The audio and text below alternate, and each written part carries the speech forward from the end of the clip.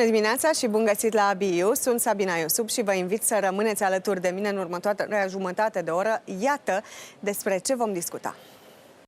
Parlamentul italian a aprobat legea care introduce femicidul, adică uciderea unei femei din motive legate de gen, ca infracțiune distinctă în codul penal, automat sancționată cu detenție pe viață. Legea obligă autoritățile să înregistreze separat aceste cazuri pentru a evidenția motivația de gen și a le studia ca fenomen specific al violenței împotriva femeilor. Ideea unei legi privind femicidul fusese discutată în Italia de mai mult timp, dar uciderea Giuliei Cecchettin de către fostul ei iubit a fost o tragedie care a șocat țara și a determinat guvernul italian să ia măsuri concrete. La sfârșitul lunii noiembrie 2023, tânăra în vârstă de 22 de ani a fost înjunghiată mortal de către Filippo Turetta, care apoi a înfășurat cadavrul într-un sac și l-a aruncat lângă un lac. Crima a ținut prima pagina a ziarelor până când acesta a fost prins, în timp ce reacția puternică a surorii Giuliei, Elena, a rămas în memoria colectivă. Ea a spus că ucigașul nu era un monstru, ci, citez, fiul sănătos al unei societăți profund patriarhale. Aceste cuvinte au declanșat un val de mișcări de protest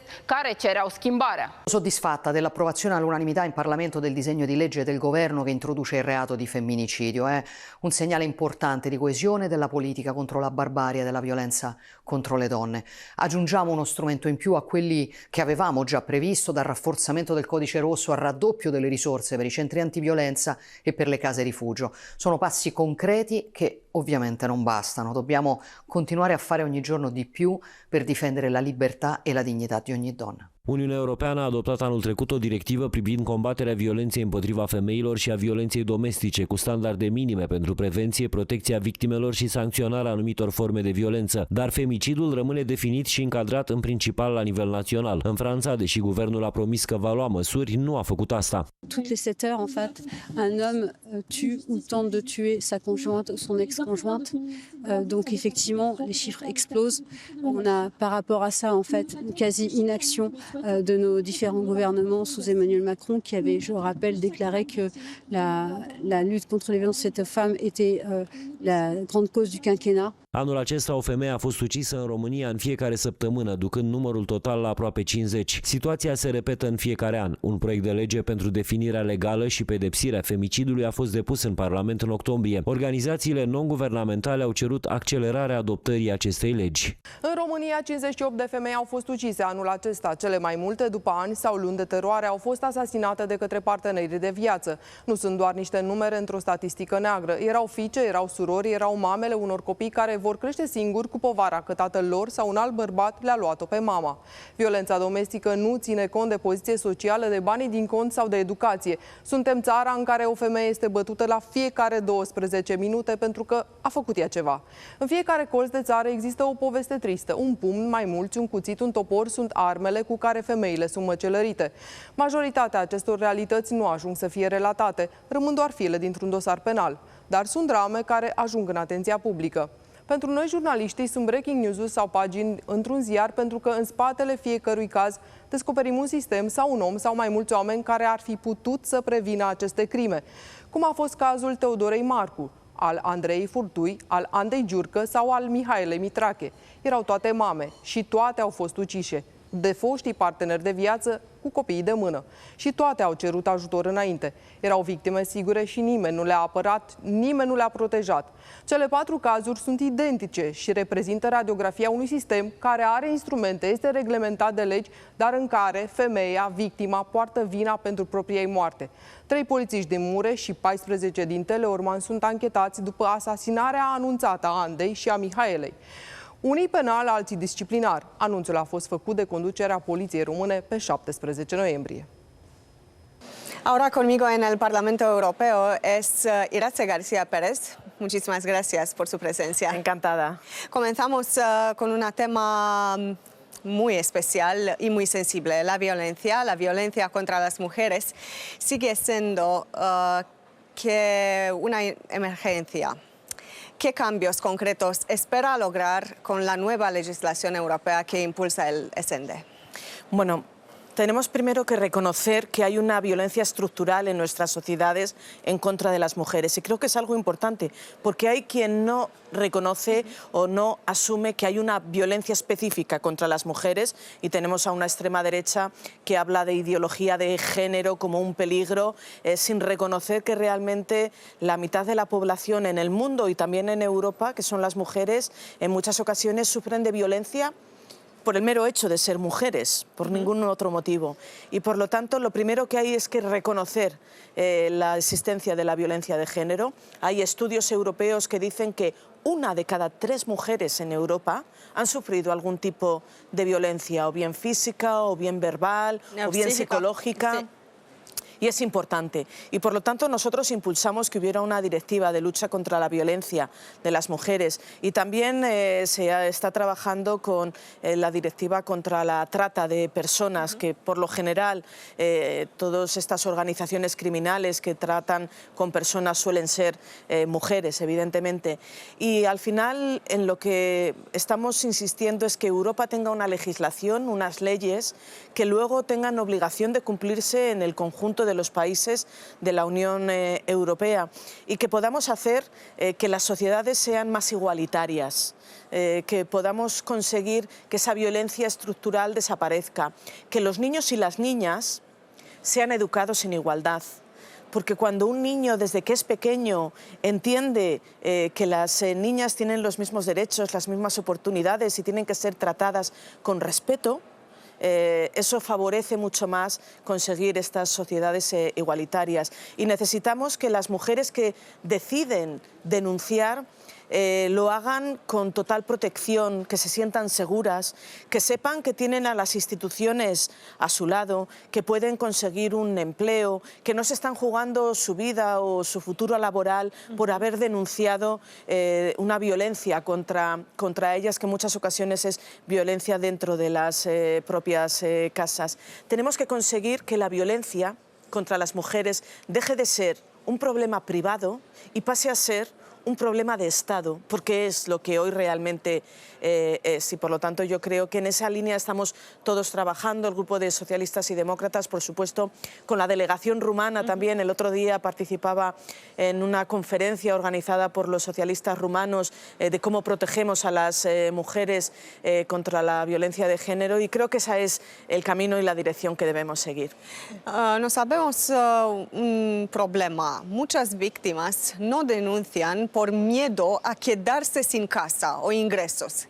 ¿Qué mínimo de refugios y ayudas urgentes debería garantizar la Unión Europea? Efectivamente, muchas mujeres deciden no denunciar por eso, porque piensan que van a perder el empleo, o si no, la estabilidad económica para poder seguir dando de comer a sus hijos, que van a perder la casa. Y lo que las mujeres que son víctimas de violencia necesitan saber es que cuando decidan denunciar, las instituciones públicas van a estar ahí para protegerlas y para ayudarlas en la reinserción social, laboral, y para ello necesitamos todas estas cuestiones. Esta semana la Comisión Europea presenta el Plan de Vivienda Accesible. Es un plan que se pone en marcha gracias al trabajo de los socialistas y demócratas. Desde el inicio de la legislatura, desde hace más de 1 año y medio, venimos insistiendo en que el acceso a la vivienda es un problema en toda Europa, para todas las familias, para todos los jóvenes, pero por supuesto también para los vulnerables. Y en este sentido estamos hablando de muchísimas mujeres que son vulnerables y que tienen que encontrar una vivienda asequible y accesible.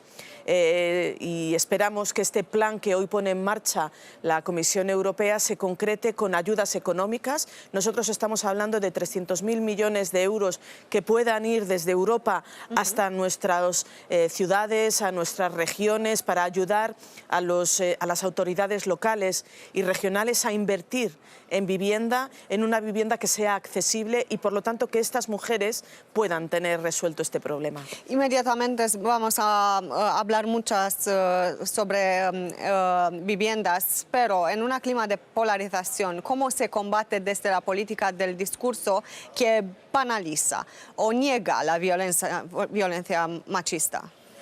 Primero, creo que es importante ser muy firmes y muy claros, planteando que la extrema derecha tiene una estrategia muy clara y que va a focalizar en contra de determinados sectores de la población, y uno de ellos es el de las mujeres. Las mujeres somos responsables de nuestras propias vidas y lo que no se puede es negar la evidencia. Cuando tenemos datos en nuestros países, en nuestras ciudades, en nuestros municipios, que hay todos los días, de forma diaria, mujeres asesinadas por los hombres, ¿por qué no ocurre esta realidad de hombres asesinados por sus mujeres? ¿Es casual? Evidentemente no, es porque la sociedad es desigual y hay una violencia de género. Negar la evidencia es negar la realidad y es, por lo tanto, faltar el respeto a todas estas mujeres. Entonces, para mucha gente, la vivienda es el principal problema. ¿Qué puede hacer la Unión Europea con apoyo del SND para bajar alquileres y facilitar el acceso a una casa digna? Que eso es más importante, la casa digna. Evidentemente, ese es el objetivo, que todas las familias puedan acceder a una vivienda digna. Y hoy hay un problema en Europa, en toda Europa. No es una cuestión específica de las grandes ciudades, no es una cuestión... Hay un problema de acceso a la vivienda por distintos motivos. Y yo creo que lo primero que tenemos que hacer es entender que se necesita una respuesta integral. Hay que, por un lado, favorecer el cambio de la ley sobre las rentas de alquiler cortas, porque vemos en muchas ciudades, sobre todo ciudades turísticas, a las que la gente le es mucho más rentable poner su casa a disposición de un alquiler vacacional que ponerlo en una renta normalizada. Y por lo tanto se está haciendo negocio sobre las casas, imposibilitando que la gente pueda acceder. Fíjense, ahora... Antes el problema era que había gente joven que no podía pagar la vivienda. El problema de hoy es que tienes gente joven con un buen trabajo, con un salario aceptable, que vive con su pareja, con otro salario aceptable, y dos salarios son incapaces de hacer frente al pago de una hipoteca. Eso es inaceptable, no es normal. Sí. Estamos imposibilitando que los jóvenes se puedan emancipar y puedan tener su proyecto de vida. Y como digo, hay que actuar de forma integral, con las rentas de alquiler vacacional, con las ayudas directas de Estado. También hay que favorecer que los países puedan poner en marcha programas de construcción y de venta de vivienda social.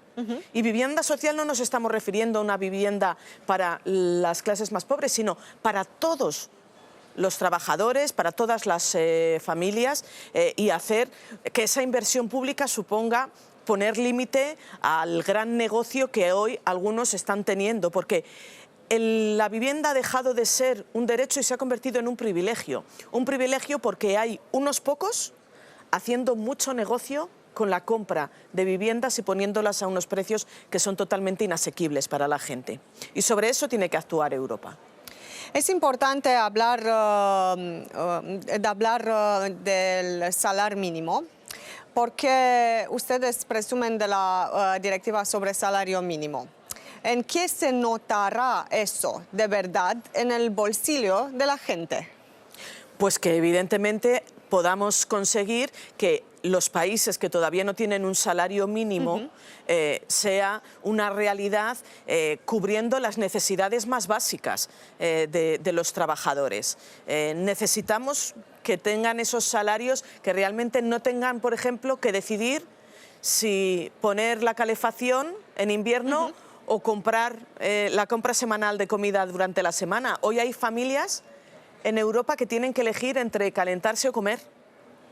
Entonces, ¿por qué es muy criticado a nivel europeo este principio? Bueno, pues porque hay quien considera que esa no es una competencia europea, sino que son los Estados miembros, los países, los que tienen que regular. Y evidentemente nosotros no estamos pidiendo que haya un salario mínimo igual en toda Europa, porque entendemos que el nivel de vida es distinto. Lo que estamos diciendo es que tiene que cubrirse las necesidades básicas de todos los trabajadores europeos y que en Rumanía necesitamos adaptar los salarios para que la gente pueda abordar estas necesidades básicas. Es verdad que hay una extrema derecha que ha querido atacar esta directiva de salarios mínimos, que lo ha llevado a la justicia europea, pero la justicia europea nos ha dado la razón y nos ha dicho que Europa sí que puede legislar y que lo que ahora necesitamos es que los gobiernos implementen, pongan en práctica esta realidad y haya unos salarios mínimos en toda Europa asequibles para los trabajadores. Es igualdad para todos los ciudadanos europeos, creo. Evidentemente es igualdad de oportunidades, insisto, no estamos hablando del mismo salario para todos, porque hay distintos empleos, porque hay distinto coste de vida en función de los países, pero sí que estamos hablando que los salarios puedan cubrir el coste mínimo de vida digna de los trabajadores y de las trabajadoras, que puedan poner la calefacción, comprar la compra semanal de comida y además tener un poco de dinero para tomarse un café o para salir. De eso es de lo que se tiene que preocupar Europa, de resolver los problemas de la gente, y en eso es en lo que los socialistas estamos trabajando. Con la vida cada vez más cara, ¿qué significa para usted un salario mínimo digno? ¿Qué debe poder pagar una persona con ese sueldo? Como digo, tiene que tener los costes básicos de la vida, y el coste básico de la vida evidentemente es la comida, es la casa, es el gasto de ropa, bueno, yo creo que todos los que hemos tenido que gestionar el sueldo de nuestra casa, yo recuerdo cuando era pequeña y mis padres decían, este mes no podemos comprar las zapatillas que quieres, vamos a ver si el mes que viene se pueden comprar, pero todos teníamos zapatillas. A lo mejor no eran las más caras, no eran las que a mí me gustaban, pero tenía zapatillas. Y tenía un plato de sopa o un plato de carne todos los días por la mañana y por la noche para cenar, y un vaso de leche para desayunar. Las cuestiones básicas para poder vivir con dignidad. Yo creo que todos somos conscientes de lo que significa esa vida digna. Luego, si tienes la suerte de poder pagar unos caprichos, pues siempre está bien, pero por lo menos que no haya niños que pasen hambre, que no haya niños que vayan a la escuela sin desayunar, que no haya niños que tengan solo la comida de la escuela como la única comida de todo el día, porque existe esta realidad. ¿Cuáles son las prioridades por el próximo año? Bueno, poder seguir avanzando en esta Europa social, pero también en una Europa competitiva, ¿no? Tenemos a una derecha muy obsesionada con desregular, con simplificar, cuando lo que realmente quieren es pues entrar a la ley del más fuerte, y nosotros desde el Grupo de Socialistas consideramos que Europa necesita tener unas normas para garantizar esta mejor vida de los ciudadanos, y que nosotros podemos mejorar la competitividad de Europa apoyando a las empresas, invirtiendo. Necesitamos más dinero público para apoyar a las empresas que crean empleo y que sea un empleo digno, con un salario digno. En todos esos elementos tenemos que trabajar y, por supuesto, garantizar también pues una Europa del Estado de Derecho, donde la democracia y la libertad siga siendo una realidad, donde no permitamos que los bulos y las mentiras terminen siendo el día a día de cada sociedad y estemos mintiendo con estos mensajes populistas a la ciudadanía para hacer conseguir su objetivo, ¿no?, que es acabar con la Europa que hemos conocido hasta ahora. ¿Conoces bien la Rumanía? ¿Cuál es tu mensaje por los ciudadanos rumanos? Bueno, yo primero quiero mandar un mensaje de reconocimiento a toda la población rumana que vive en mi país, en España. La población rumana sí es el mayor grupo de personas de fuera de España que tenemos, que se han integrado perfectamente en nuestra sociedad, que están contribuyendo a la riqueza del país, que están contribuyendo con su trabajo y son un ejemplo. La comunidad rumana es un ejemplo de integración, de responsabilidad y de convivencia en España. ¿Qué mensaje tengo para la población rumana en general y en Rumanía? Sobre todo que los socialistas y demócratas no vamos a dejar de trabajar ni un minuto, por difíciles que sean las cosas, en defender una Europa mejor para ellos. Que Europa responda a sus problemas con políticas concretas, que hablemos de lo que le interesa a la gente de la vivienda, del empleo, de los derechos, de la igualdad, de la solidaridad. Esa es la Europa que se construyó en las últimas décadas, que hoy está en peligro porque hay quien ha decidido plantear Europa como un problema y no como una solución. Y ese es el camino equivocado. Pensar que Europa es un problema es el camino equivocado. Intentar solucionar los problemas de Europa, esa es nuestra responsabilidad. Muchísimas gracias. Muchas gracias a vosotros. Iar vouă celor de acasă vă spun să rămâneți pe Antena 3 CNN. Nu uitați că ne revedem și sâmbătă viitoare la 9:30. Cu bine și sănătoși să fim!